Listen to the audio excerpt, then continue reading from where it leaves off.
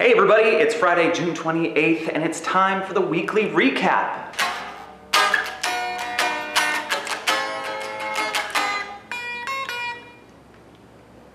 Weekly recap. Jai from Facebook's got a question. What do you think is the best starter to begin your show? It really depends on what type of show you're doing. The main thing is that you capture the audience's attention and establish your character really quickly. For kids shows, I usually start off with food to go. It's quick, visual, and unexpected. If I'm doing close-up, I'll do something like Ransom or the Chicago opener. On next week's recap, we have Rachel coming in. Y'all know Rachel. Where? Are we recording? Oh yeah. Oh. Awesome. So if you have questions that are specific to Rachel, go ahead and leave them in the comments section down below right here on YouTube. Be sure to check out the demo for the multiplying potato chips, which went up earlier this week. It's a great trick to perform at children's parties because it uses potato chips instead of alcohol. Plus, at the end, everybody gets a chip. You'd be like Oprah. You get a chip, you get a chip, you get a chip, you get a chip.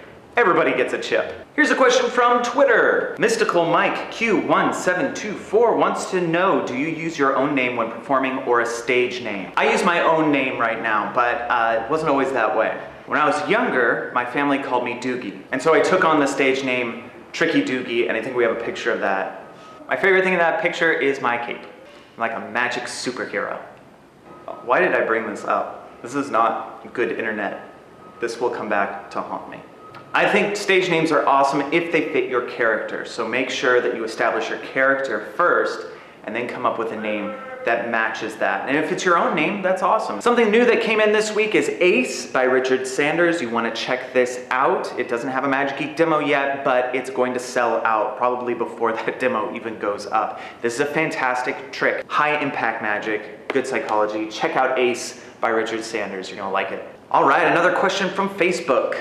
Abel asks, what is, out of all the tricks you've created, your favorite and the best? Best is all caps, that's serious. I use different tricks for different things, and I've created different tricks to fill certain voids that I have had in my show. So Ransom is my favorite trick to do impromptu. If I want to do something with a high impact super visual thing, I'll do Redemption. Zodiac has that connectability that you want with your audience. I also really like the mustache trick. It's really difficult for me to choose exactly which trick is my ultimate favorite. Every trick that I invent because I think it's gonna be my favorite trick that I invent. I think my favorite gimmick is Redemption. Oh, what? The Geek Report's back?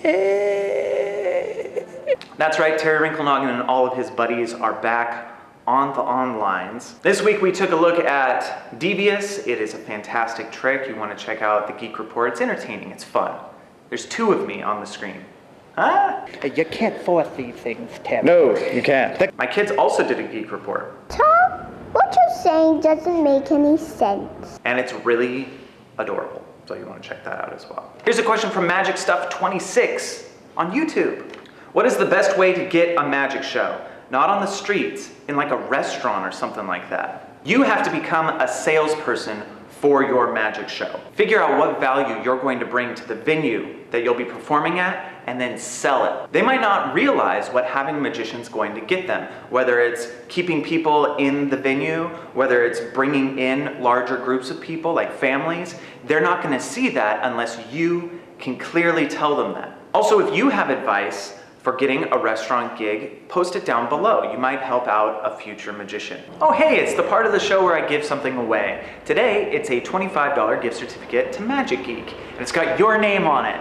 See, because I wrote your name, the words, not your real name. That would just be impossible. This is a gift certificate that I'm going to give away to somebody who posts their favorite Magic Geek YouTube video on their Twitter account with the hashtag MagicGeekRocks. So just pick your favorite Magic Geek YouTube video, post it to your Twitter account, hashtag MagicGeekRocks. Your name goes into the running, and next week I will announce the winner of the $25 gift certificate.